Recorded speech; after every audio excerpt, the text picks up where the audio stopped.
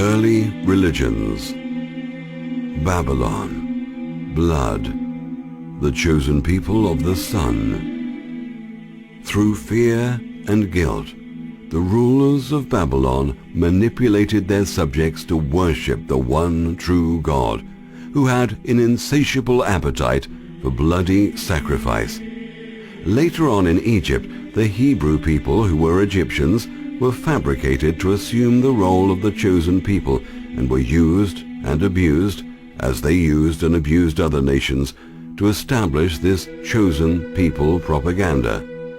The predecessors of ancient Babylon, Egypt, and the Israelite nation was the Kabbalistic knowledge of the elite Kabbal mindset, which knew firsthand how to manipulate matter, one molecule at a time. The paradise state had never experienced the illusion, disconnecting them from the all-knowing state of wisdom. This elite mindset knew this, and being not at all concerned with the matter of lying, conjured forth the systems needed to perpetuate this deception. The magicians who received this knowledge and appeared as wise men would eventually, many centuries later, become known as the Hebrews. These Hebrews were the Egyptians of centuries past and ultimately became known as the Israelites. These future Israelites formed a portion of humanity who would be used and manipulated and abused beyond belief by their leader rulers. In turn, the Hebrew nation was used to shed blood and destruction, all in the name of God. Being that the masses of humanity have been imprisoned in a total hypnotic trance state, they would still continue to worship the God of the Jews in spite of this massive bloodletting. Even today, many Jewish people still practice Kabbalism as part of their faith. However, it's not only in Judaism that one sees the Kabbalistic principles applied. Kabbalism is sun god or light worship. Christianity is also Kabbalism, as is Islam and every form of religion in the world, including atheism. Different names, rituals, and holy days have been applied, but the worship of a supreme being, the light, is the ultimate dogma. That supreme being is the light-bringer, Luciferian egregore, the conjuring group creator, who in turn are the Kabbalistic group of thinking entities. Archaeologists experts have found no evidence of Hebrew Jews ever living as slaves in Egypt or of their exodus out of Egypt. The Old Testament carefully covered links between the Pharaoh's characters and the Bible characters. They mixed historical facts with myths and legends. The Abraham character was based on Amenemhet, the Egyptian pharaoh. The Hebrews were not a race of people as once thought. They were a symmetric and Asiatic class of foreign workers who migrated into Egypt from neighboring lands to find work as craftsmen and builders. As their population exceeded over hundreds of years, they contributed to Egyptian technology, worship Egyptian gods, and intermarry into Egyptian nobility. They worshipped Egyptian gods and violated Hebrew laws to keep the secret even from their fellow Hebrews. They secretly ruled Egypt. So, why did the Hebrew authors of the Bible mix facts with fairy tale myths in the Bible? So they can hide the fact that the ancient Egyptians and Hebrews shared the same royal bloodlines. The Egyptian people forced the Hebrew Hyksos kings out of Egypt. The only way the Hebrews could still rule Egypt was to hide their Hebrew identity from the Egyptian people by changing their names to Egyptian names and intermarrying into royalty. By marrying into these Egyptian bloodlines, they gained the Kabbalistic knowledge. The descendants of these Hebrew bloodlines through the millennium have left oceans of blood through wars, sacrifice, murder, and their trademark of lying, cheating, and stealing. They have colonized and enslaved the world till this very day, as we will see later. Here, we see a modern CEO receiving the silver papal olive branch as a sign of success and professional matriculation. The olive does not, however, represent peace. It is a Judaic symbol representing the Davids or Atonis, the original pharaonic Judites. Even the Pope is a Judite, even though he belongs to the Roman Catholic religion, whilst the Queen of England is also a Judite, even though she belongs to the Protestant religion. The Opposames know just how the game is played. Remember, these bloodlines have many masks. They wear the masks of Jews, Islamic, and many other masks to fill their agenda. They control Zionism, the Vatican, and everything you could possibly think of. They own it or manipulate it in some way or another. Are you still wondering who controls the US and the world to this very day? Check the eagle on the American $1 note. Notice the 13 olive leaves and 13 red berries.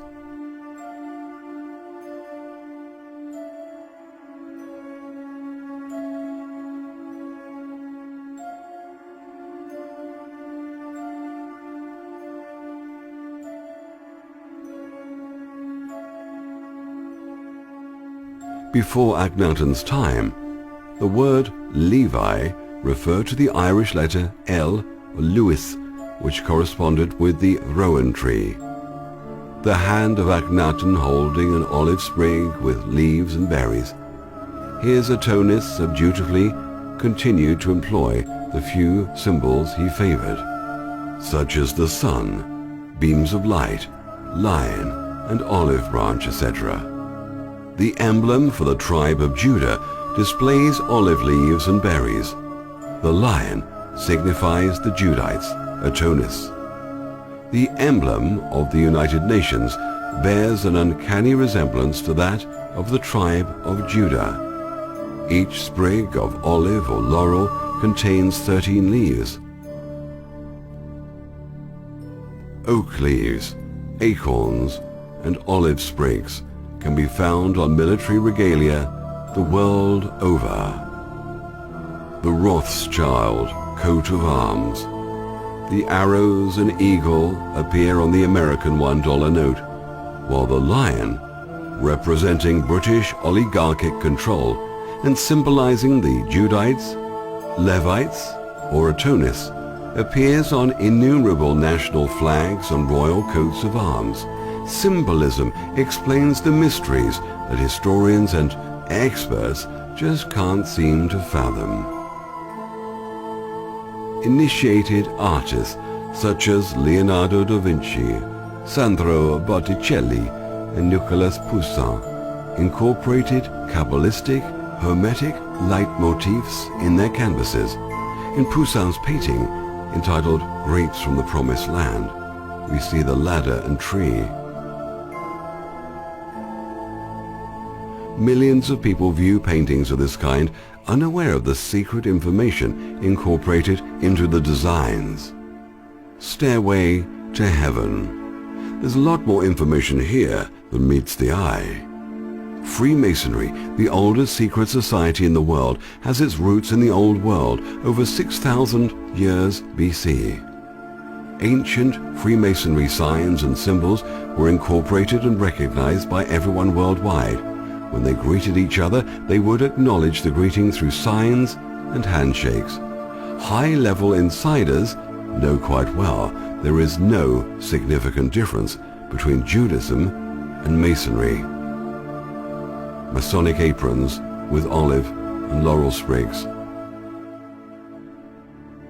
The Merovingians who established the Vatican, Cistercian Order, and Knights Templar date back to the so-called Dragon Court or Brotherhood of the Snake that had its headquarters in Egypt, but which originated in pre-Diluvian times. As the centuries slid by, Kabbalism was employed by many other groups. Eventually it was passed into the hands of the Christian Roman Catholic Church and the Society of Jesuits. The remaining books of the Old Testament are actually books of alchemy or ancient chemistry, further veiled in allegories. The very famous Song of Solomon is actually the alchemical process. The books of the New Testament, except for the book of Revelations, which was a call for the downfall of the Roman Empire written around 170 AD, are books of astrology and astronomy and stellar movements also hidden in allegory. If one joins an organization such as the Freemasons and goes high enough up the chain, he or she will learn how to read the allegories and see what information the ancients were hiding in those allegories, and also see how accurate that information is compared alongside modern-day chemistry and astronomy.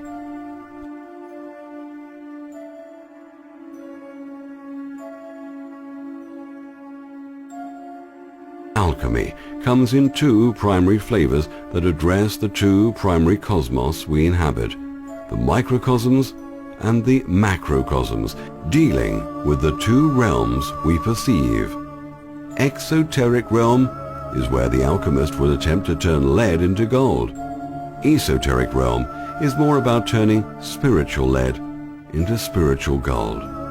The Knights Templar, or the Christian Crusaders, also laid claim to this knowledge around 1000 AD. When the Templar Knight found the translations and actual meanings hidden within the Bible, buried in the ruins of the Temple of Solomon, they blackmailed the Roman Christian Church with that information and became quite rich and powerful. One of the other Kabbalah secrets is that matter can be transferred molecule by incantation and thought, and that the structure of reality is really a holographic illusion. The Baphomet goat head was used by the Knights Templar. Over 7 centuries later, the legends of the Templars and the mystery of Baphomet is alive more than ever before. Hundreds of secret societies and religious orders claim descent from the Knights Templar in some form or another. Almost all Hermetic groups claim to be perpetuating the Templar tradition. Eliphas Levi's main thesis was that all forms of occultism and mysticism held a common secret doctrine. Ritual magic, he said, utilized the existence of what he called the astral light, defined as a natural and divine agent, at once corporeal and spiritual, a universal plastic mediator, a common receptacle for vibrations of movement and images of form, a fluid and a force which may be called, in a sense at least, the imagination of nature. It was this agent which reflected the magician's will expressed during a ritual and actualized it into existence. He illustrated this concept with a hieroglyphic form, which he called a Baphomet, claiming this was the spiritual principle secretly revered by the Templars. Levi used this picture as the frontispiece for a number of his books. Levi's image of Baphomet is virtually synonymous in the common mind of the uninitiated with the image of Satan enthroned in hell. That's only because the most modern depictions of the devil are based on the card of the same name in the popular Rider-Waite tarot deck, and this card is itself based on Levi's depiction of Baphomet. Levi repeatedly stated that Baphomet was not the same as the devil, however. Rather, it was a symbol of a transcendental power beyond good and evil, man and beast. The Baphomet goat head represents wisdom through thought. Most Gnostics, the Ophites, believed that the physical universe was a prison created by a demon named Ialdabaoth. Both comes from Bythos or Bihat and means chaos or the deep. It is connected to our modern words like bath and baptize. Chaos was called the abyss or the primeval waters, and was analogous to the first matter that the alchemists believed creation came from the king of the jinn or demons, who is worshipped as the true God by the Yazidi sect in Iraq till this very day. The word Azazel is reminiscent of the word Azoth. This was a personification of the alchemical Al-Kahest, also called the universal agent, the philosopher's stone, the quintessence or the fifth element. This was the original substance from which they said the whole universe was formed. The alchemists believed that it was to be found within the prima materia or first matter. It was believed that this substance could be used to transform any one thing into another. The Knights Templar invented the banking and checking system in the late Middle Ages. Instead of trading with gold and silver coins, they mainly traded in coded chits, paper that represented a promise to pay and the right for the recipient to collect their payment in gold or silver coin at the bank branch of their choice. Later, this developed into fractional reserve lending. The Jewish-Christian connection then enjoyed the creation of Islam in the early 7th century AD. This brought together the three major players, collectively known as the children of Abraham, or the children of human sacrifice, who form approximately half of the world's population. The worship of Amen-Ra was hidden within royal power circles and secret societies to this very day. Christians and Muslims unknowingly end their praise in Amen, which is Amen-Ra, sun worshipping. When you read the words holy prophets, know that this refers to whole prophets, monetary profits. This is simply more reference to the muddy tree.